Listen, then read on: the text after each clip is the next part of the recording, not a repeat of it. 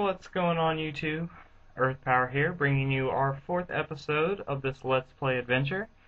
Where we left off last time, we had just lost Kokujo in the park in order to get the second part of the Kaijudo code from Mimi.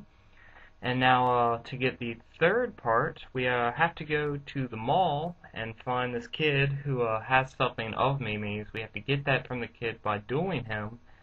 And then after we finish that duel, he'll give us the item. We'll bring that back to Mimi, and she'll give us the third part of our code. So talk to a few people here. Really just trying to figure out like where this kid actually is, because he's not very out in the blue. And it happens to be this guy right here. And I ask him about the object, and he's like, "Yeah, I have it, but I'll just give it to you, and you can take it back to her and just say we dueled." So I'm like, alright, cool, save a duel, that'll work. And go back to Mimi to give her the item, and she's asked me how it goes, and I'm like, yeah, I beat him, and I have the item, and here it is, and she's like, you're lying. So now I have to actually go back to the kid and actually duel him and win in order to get the third part of the code. So and I think this actually has something to do with the code itself, something about like I need no deceitful tricks, my character is my sword, like stuff like that. So he's playing a dark deck, and I've still got the fire water thing, and get the early emerald to put the surfer down, and that's gonna help me for later.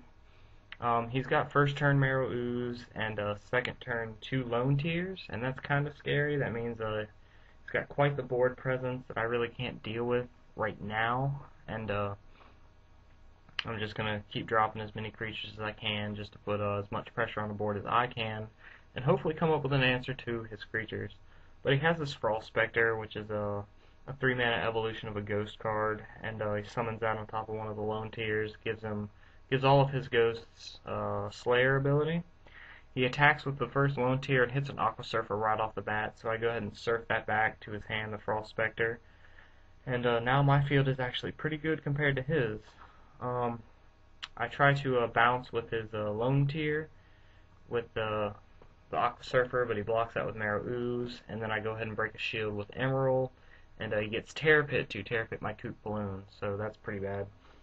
And now at 4 mana, he's just going to resummon his Frost Spectre, or resummon the lone tier, and then summon the Frost Spectre on top of it. And now his ghosts have Slayer again, which is kind of cool. He kills both my creatures now. So now I've got an Aqua Surfer on board, and he's got a really big creature on board.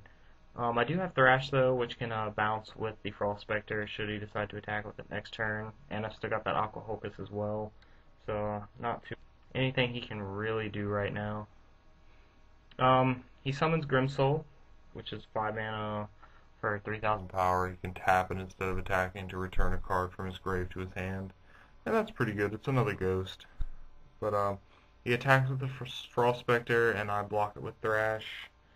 And now I have the Hulkus to bounce with his Lone Tear, and a Kareel as well to bounce his Grimsoul back to his hand. So now I'm in complete field control, and going to start breaking shields here in a little bit.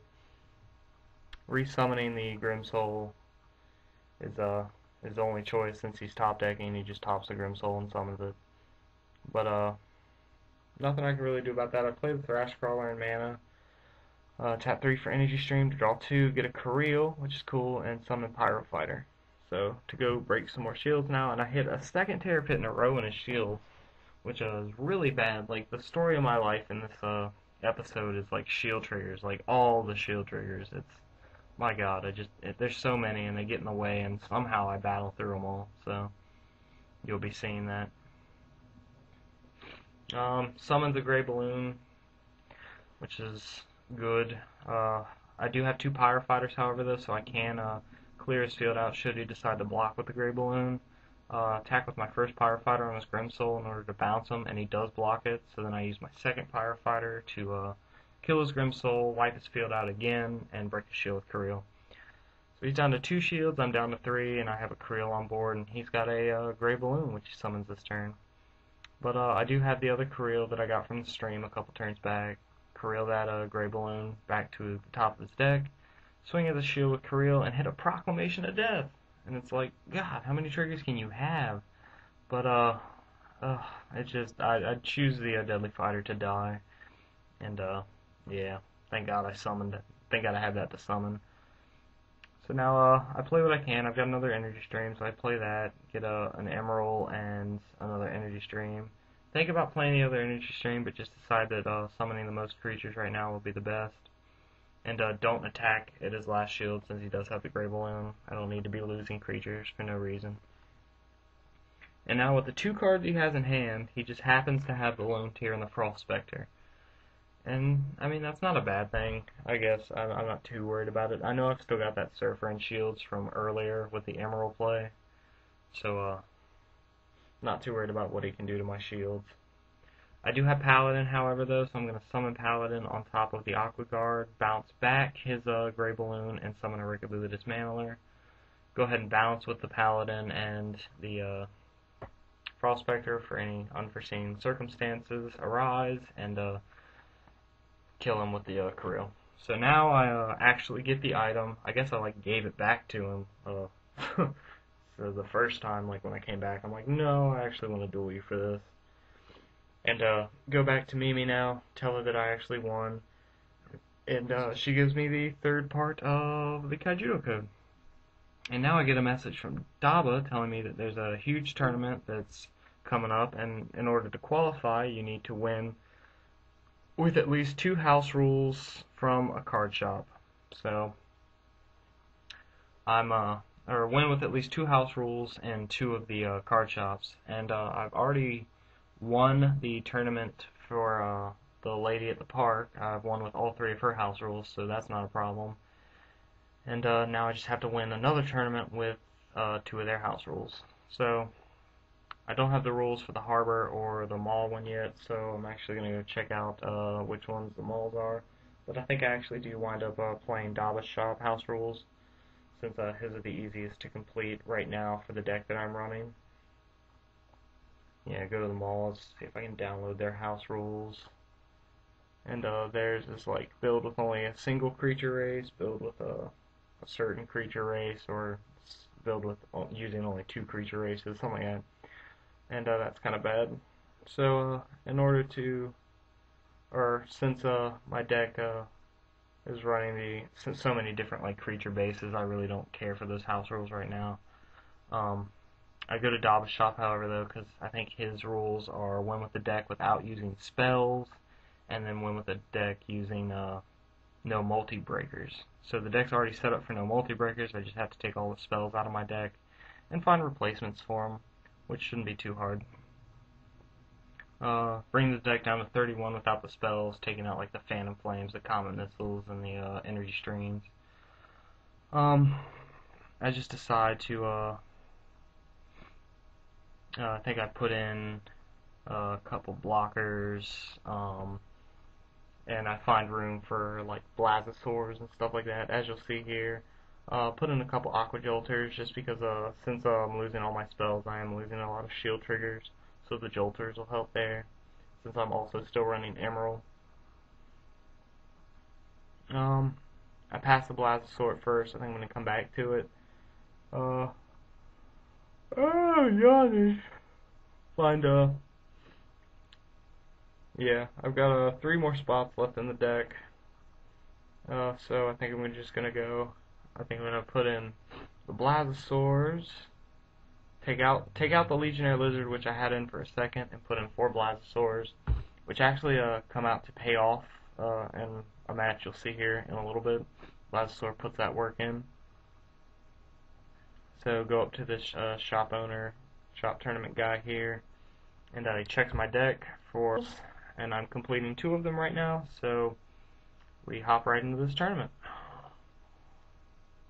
So tends to be typically low turnouts here in these tournaments. I guess some of these shops just aren't doing too well, but it's always 8 people, and you always just do single elimination. So unlike some of the tournaments in the past, this is just single elimination. It's not match, best 2 out of 3 games. It's actually just if you beat the guy, you win. So I draw a hand of like all water cards this time around, which is kind of cool, I guess. I mean, I've got a turn 3, 4, and 5 plays with my Hulkus, Unicorn Fish, and Kareel, so I'm looking to probably be doing that should he summon something I need to get rid of. Go ahead and play the first fire card I get for mana. Summon the Aqua Hocus, and pass turn. And now he's got Ruthless Skytear, which could put in a lot of work on this deck, seeing as how my whole hand is like water cards right now, or water creatures, since I'm not running spells. So Ruthless Skytear could do a lot of work in this game. But I do have the Unicorn Fish to bounce it back, and yeah, have Aqua Hocus to kill the Bronze Arm, which broke a shield last turn. He does play some light cards down in mana, so it looks like he's splashing in Holy Alls for his mana Nexuses. And him also at 6 mana is not good for me, since he could start summoning a lot of big stuff, and I really won't have answers to it should it stay on the field. And here goes more trigger shenanigans. He's got a Holy All out of the shield's first break, so that's lovely. He plays another mana, so now he's at 7, and just summons his Ruthless Skytear again, determined to keep it out there in order to get rid of all my water creatures. But I do have the Aqua Surfer to bounce it back again, and now I have 3 attackers to his shields. And looks like I've got 4 creatures to his last shield, but he does have Mana Nexus, which means he will be prolonging this game one more turn, prolonging the inevitable, if you will. So it's all good. It looks like his only play again is going to be to summon that Ruthless Skytear, so I'm not too worried about it. I'm just going to go ahead and summon this Thrash Crawler to get back, I think, Aqua Hocus, so I can play the Aqua Hocus then and draw a card, just to put as much field presence on the board as possible, just in case anything dumb happens after this Holy All. So, hit the Holy All, he plays it, doesn't have any shields left, and a single Ruthless Skytear. He does have Comet Missile, I guess, for the tapped Thrash Crawler. I guess just trying to play as much as he can at this point. Shows me that he's actually running some sort of a Survivor thing. He's got Smash Horns. But, I mean, the deck looks like it's just some, like, Fire Nature aggro with Ruthlesses, and I guess just, like, cheap Survivors. I'm assuming Blastosaur's in there, probably the other Nature one as well. But it's no big deal. He summons it, kills something with Ruthless, and I just swing through with one of my other creatures. So here we are in the top 4 game, and I play against this guy in this blue robe, or whatever. And my hand looks really, really good off the bat. I've got a bunch of turn 2 creatures, including Emerald and Blastosaur and stuff like that, and I actually top into another Blastosaur, so it looks like I'll be using their effects in this game to work off each other. I do have an Aqua Hocus, which I go ahead and summon on turn 3, and now I've got Blastosaur and Aqua Hocus, so leading the charge, if you will. Pretty hard to deal with on turn 3, seeing as how his only play on turn 3 is Hyper Squid Walter, which I'm not too worried about. And I actually draw another Blastosaur, so I summon 2 Blastosaurs on that turn. And now I've got 3 Blastosaurs, which are powering themselves up to 4,000 power with each attack. And all he's got is this Hyper Squid Walter. And he actually summons a second one. So, not too worried. His only play is to attack with Hyper Squid, break a shield, and seeing as how I haven't really seen any triggers from him yet, I just go ahead and play Thrash Caller just to be on the safe side, to get back an Emerald in case I top a shield trigger, and go through to break his last couple of triggers, or last couple of shields, and finish that game off pretty quick. So, that guy not being a problem at all. Now we're in the finals of this tournament. And so far everything's gone pretty smooth. This guy I think gives me a little bit of trouble, and it comes down right to the wire. I'm not sure, but you'll be seeing that shortly. He's running a light deck, and light deck usually means big creatures, hard to get by, which kind of stinks for this rush deck. But I do have a lot of bounce and removal and spot removal and stuff like that, so hopefully that'll pay off. I noticed that he's got 2 Crazed Valkyries down in mana already, and that's kind of scary. Crazed Valkyrie could do a lot of work on this deck, and it's something I really don't look forward to. I did have that Deadly Fighter on turn 2, so I just go ahead and attack with it now. He does have the Ballast to kill it, but I really didn't have a choice. So Deadly comes out, gets the 1 shield, does what he's meant to do, and then just gets out of there. So I do have Holkus. I go ahead and summon Rickaboo, the Dismantler, on my turn 4, and decide not to attack since he's got 2 creatures that could potentially just kill Rickaboo, the Dismantler, and then he could either bounce a Holkus or swing another shield. So I didn't really find a reason in breaking shields there prematurely. He does only have 3 left, but I didn't want to risk anything. He hits a shield with Ballast and actually hits the Aqua Jolter, which is perfect for me because I have a Paladin in hand. So what I'm going to do is summon Paladin over the Aqua Jolter, and then summon Aqua Guard because I'd rather have the blocker on the field. And go ahead and bounce with Holkus and the Ballast, and use Paladin to destroy Kalgo. So, Kalgo, whatever, something initiate. So. He summons yet another Kalgo and a Ballast, pretty much like, hey, we're here, we're back, and attacks with Magris. And I decide not to block there because I didn't see a reason in wasting Aqua Guard when it can bounce with something later. I summon Surfer to bounce back the Kalgo and use Crystal Lancer, or not Crystal Lancer, but Crystal Paladin to bounce with, or to kill Magris. And so now he's only got that Ballast on field, and he actually summons 2 Kalgos this time. So, Kalgos on board can't be blocked by stuff that has like power 4,000 or less or something like that. 4,000 or less, 4,000 or more, I can't remember. But yeah. I do have a Pyrofighter in hand though, so I go ahead and summon Pyrofighter to kill his Ballast, break a shield, and the actual shield I hit is a Holy All. So I'm glad I actually killed his creature first before I broke that shield because I only have 2 left. And I don't think either of them are triggers, so now that he's got 1 shield left and I've got a couple creatures on board, I'm kind of scared. Like, if that's another Holy All, I'm going to lose, and he's got these 2 Kalgos now, which can break my last 2, so it's kind of down to the wire here. I just gotta hope he doesn't have a trigger, and if he does, then I'm gonna lose, but we'll see what happens. I just go ahead and summon 2 speed attackers, just in case, like, there's a Colon or something like that that could get in the way. Go ahead and attack with a Crystal Paladin. There's no trigger, and use Dismantler to swing for game.